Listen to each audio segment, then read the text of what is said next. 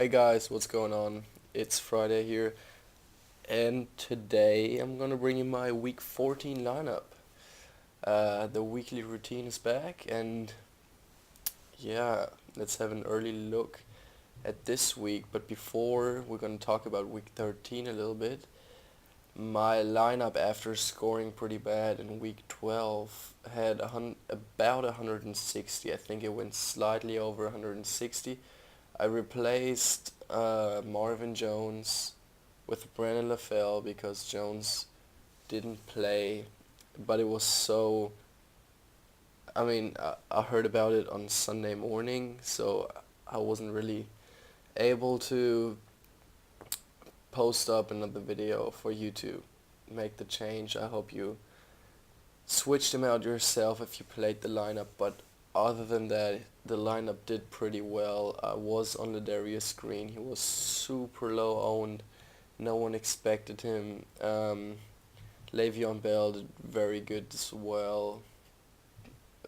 Big Ben didn't have that huge of a game. I mean, he was kind of. It was a pretty good game for him, but 20 points is not too great.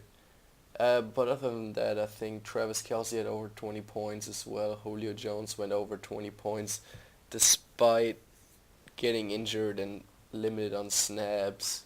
The defense went pretty bad, and Dion Lewis wasn't too great.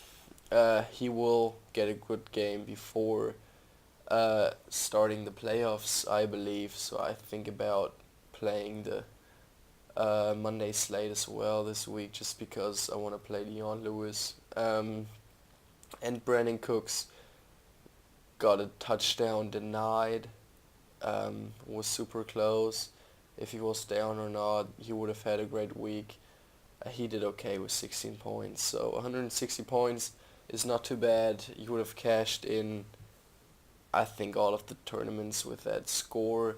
Nothing big, but I think at least a double payout or something. So let's hope to continue and get even better this week.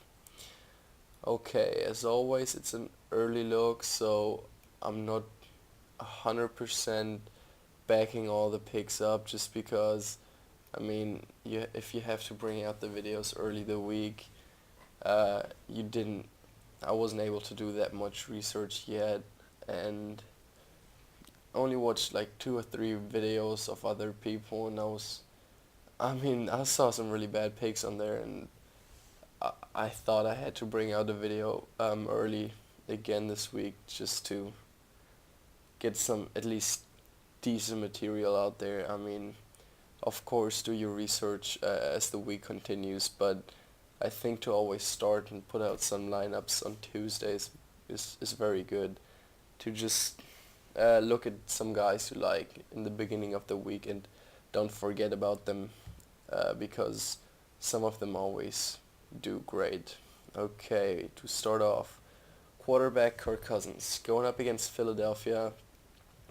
In his last 6 games, he had an average of more than 350 yards per game, and he goes up against Philly, which, if you look at the board, looks pretty normal. Not a great matchup. There's Rivers and Winston in front of him, and Andy Dalton right uh, behind him with the green great matchups.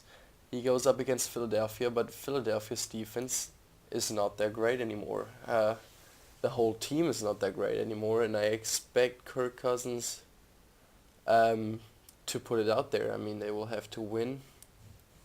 He's doing really good.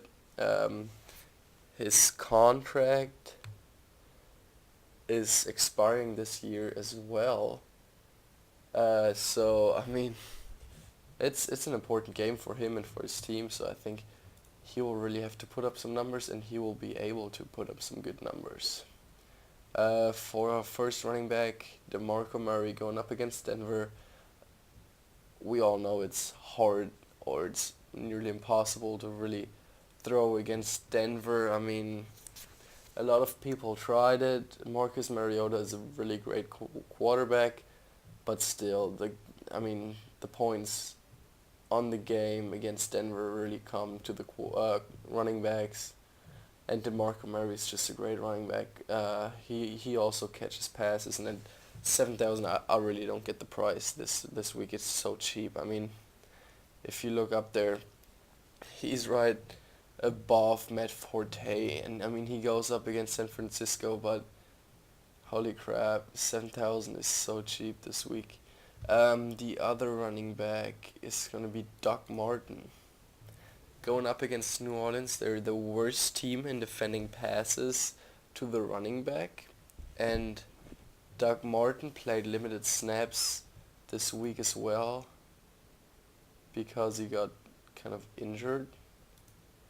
So he only got 36 of 65 snaps, still had 17 attempts, only one target, but that was because they were leading, and he didn't have huge numbers the last couple of weeks, so I think everybody will be on the passing game against New Orleans, but I think Dark Martin can really put up some great numbers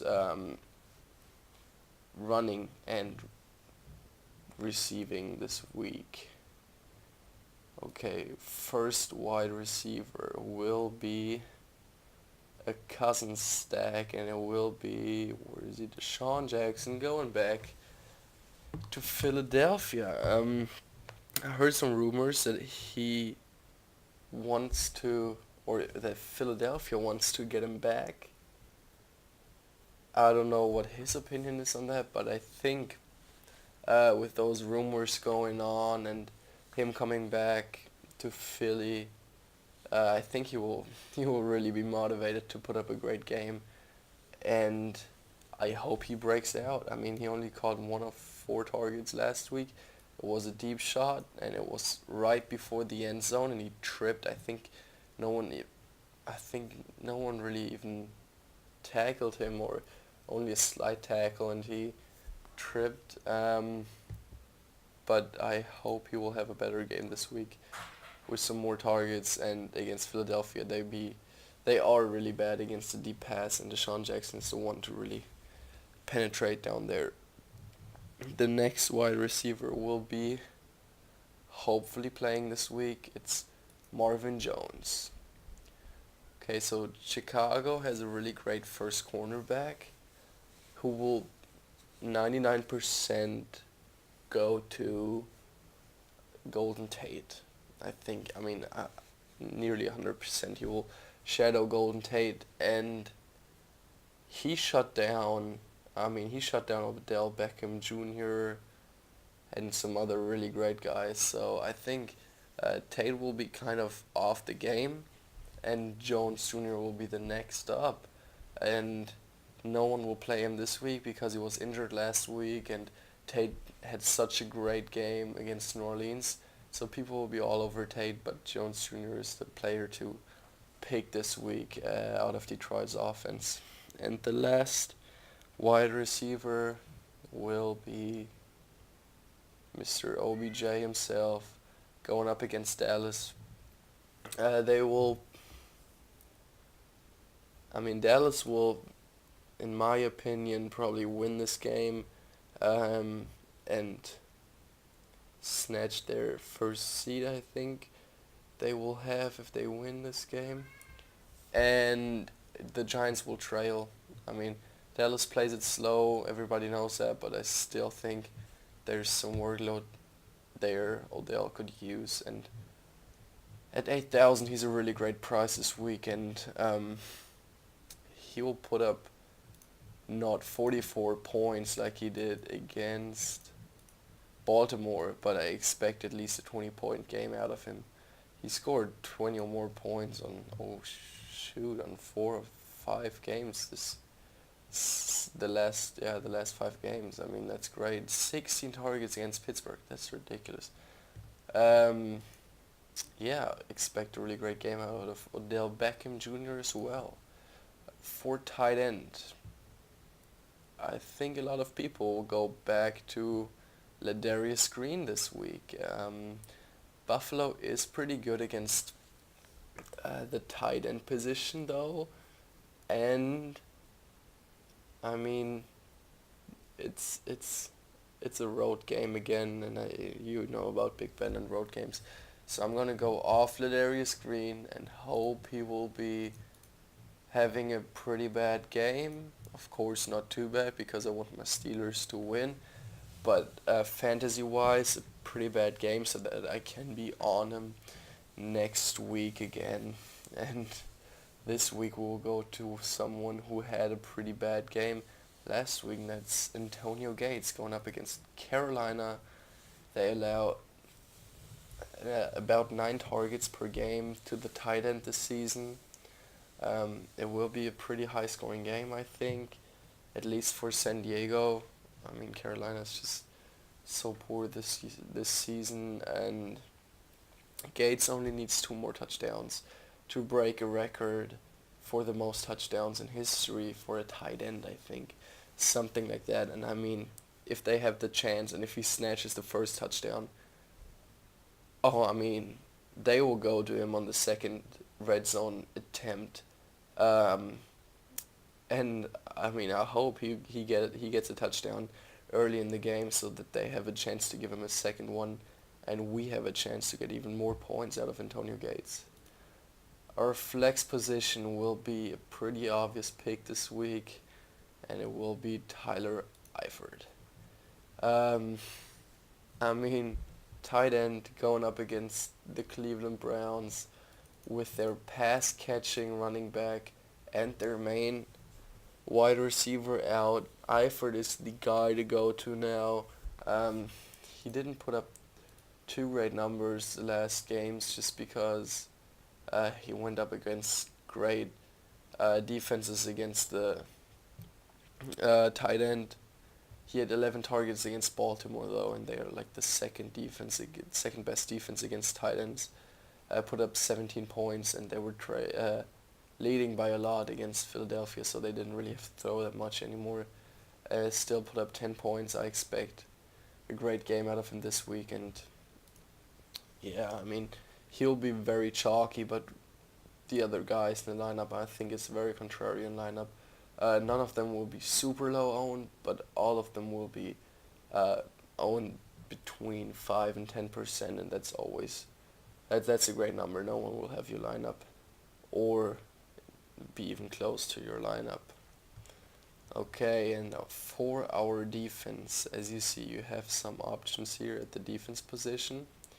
I like the Dolphins the best going up against Arizona. People think, oh, Arizona was not too bad last week. I mean, how did he do? Carson Palmer had 3 touchdowns, I think, against Washington. Everybody's like, oh, he's going to be back. I don't think so. I think he's still, I mean, Washington didn't put too much pressure on him. I expect them to play way better, but the Dolphins will, and I mean, they have a great defense. Last week against Baltimore, I mean, I watched the game live. It was so bad from all of the Dolphins, but I expect a better game this week against Arizona. The next defense I would target would be the Chargers. Actually, a pretty good defense now. I like their first pick, Joey Bosa. He looks really good. And going up against Carolina with their offensive line and Cam Newton, who gets pissed very fast, and I mean, he's just like a child out there. I don't like him, and I hope that they will crush the Panthers, and I mean, there's no real chance for the Panthers to go into the playoffs, so if they trail, I think Cam Newton's going to be acting out and maybe throw some interceptions or something, and the Chargers could really use that. Okay, but that was it. That's the lineup. I will bring some more videos later this week, and I hope you have a great week 14. Thank you guys, and see you later.